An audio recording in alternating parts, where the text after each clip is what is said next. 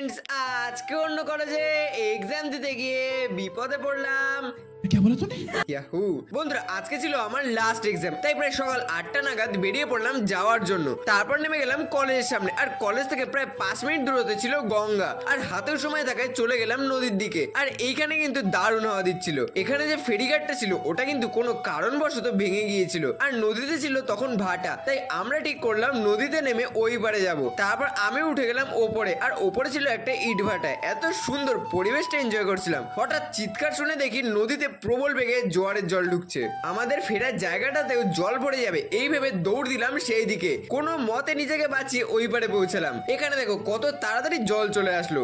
যাই হোক, life risk থাকলেও কিন্তু অ্যাডভেঞ্চারটা দারুণ ছিল। তারপর চললাম এক্সাম দিতে। তারপর কি করলাম আর পরে কি হলো সেটা আসবে পরের পার্টে। আরে তোমরা কিছু অপেক্ষা করছো, তাড়াতাড়ি চ্যানেলটা সাবস্ক্রাইব করে দাও না।